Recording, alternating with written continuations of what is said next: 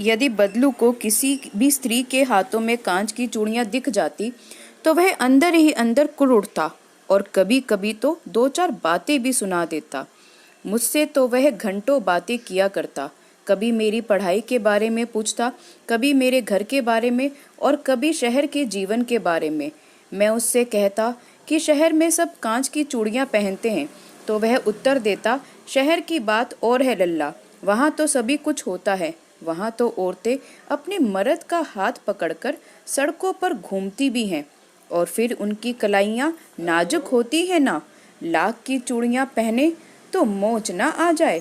कभी कभी बदलू मेरी अच्छी खासी खातिर भी करता।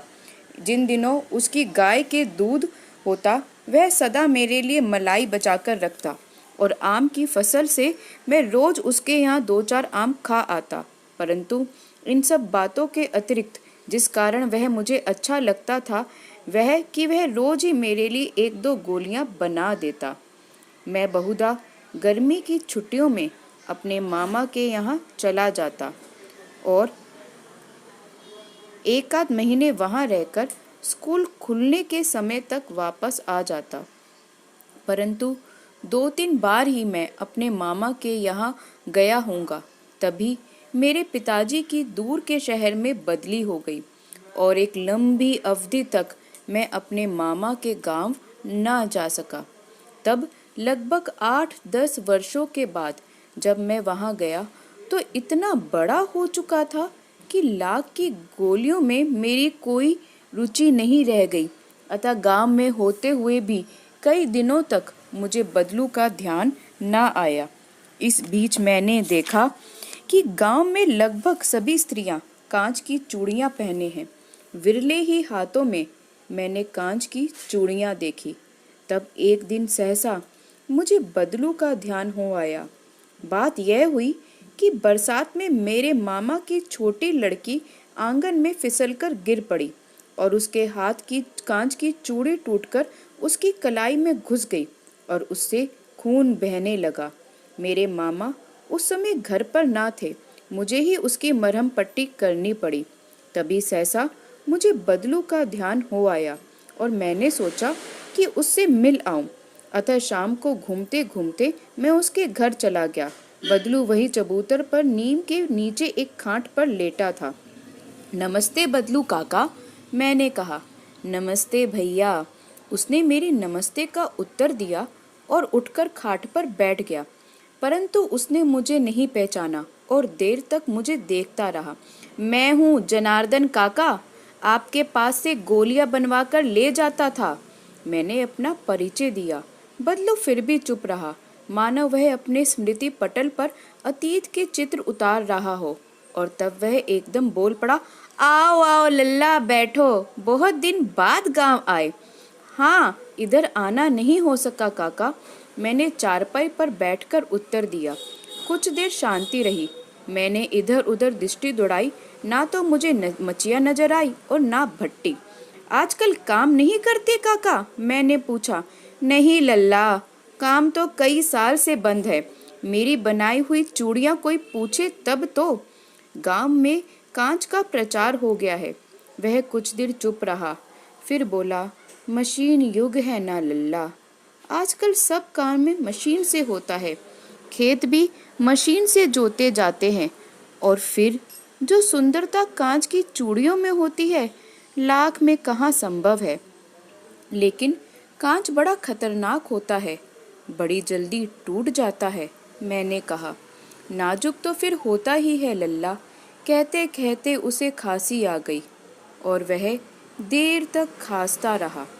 मुझे लगा उसे दमा है।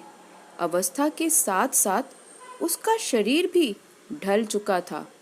उसके हाथों पर और माथे पर नसें उभर आई थी।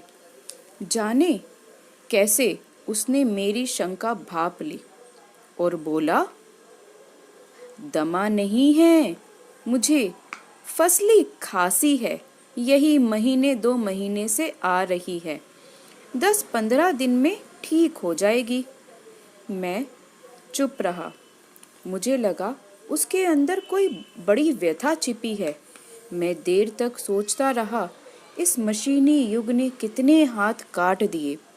कुछ देर फिर शांति रही जो मुझे अच्छी नहीं लगी। आम की फसल अब कैसी है काका? कुछ देर पश्चात मैंने बात का विषय बदलते हुए पूछा। अच्छी है लल्ला, बहुत अच्छी है, उसने लहक कर उत्तर दिया और अंदर अपनी बेटी को आवाज दी। अरे रज्जो, लल्ला के लिए आम तो ले आ। मेरी ओर मुखातिब होकर बोला, माफ करना लल्ला, तुम्हें आम खिलाना भूल गया था। नहीं नहीं काका, आम तो इस साल बहुत खाए हैं। वाह वाह, बिना आम खिलाए कैसे जाने दूंगा तुमको। मैं चुप हो गया। मुझे वो दिन याद हो आए जब मेरे लिए मलाई बचाकर रखते थे। गाय तो अच्छी है ना काका? मैंने पूछा। गाय कहाँ है लल्ला, 2 साल हुए, बेच दी, कहाँ से खिलाता। इतने में रज्जो, उसकी बेटी, अंदर से डलिए में ढेर से आम ले आई। यह तो बहुत है काका, इन्हें कहाँ खा पाऊंगा मैं, मैंने कहा। वाह वाह, वह हंस पड़ा। शहरी ठहरे ना, मैं तुम्हारी उम्र का था तो इसके चौगुने आम एक बखत में खा जाता था। आपकी बात और है, मैंने उत्तर दिया। अच्छा बेटी, लल्ला को 4-5 आम छांट कर दो, सिंदूरी वाले देना। देखो लल्ला कैसे हैं, इसी साल पेड़ तैयार हुआ है। रज्जो ने 4-5 आम अंजलि में लेकर मेरी ओर बढ़ा दिए। आम लेने के लिए मैंने हाथ बढ़ाया तो मेरी निगाह एक क्षण के लिए उसके हाथों पर ठिठक गई। गोरी गोरी कलाइयों पर लाख की गोलियां बहुत फब रही थी। बदलू ने मेरी दृष्टि देख ली और बोल पड़ा, यह आखिरी जोड़ा बनाया था जमींदार साहब की बेटी के विवाह पर। 10 आने मुझे दे रहा था, मैंने जोड़ा नहीं दिया। मैंने आम ले लिए और खाकर थोड़ी देर बाद चला गया। मुझे प्रसन्नता हुई कि बदलू ने हार कर भी हार नहीं मानी। उसका व्यक्तित्व कांच की चूड़ियों जैसा नहीं था जो आसानी से टूट जाए। धन्यवाद।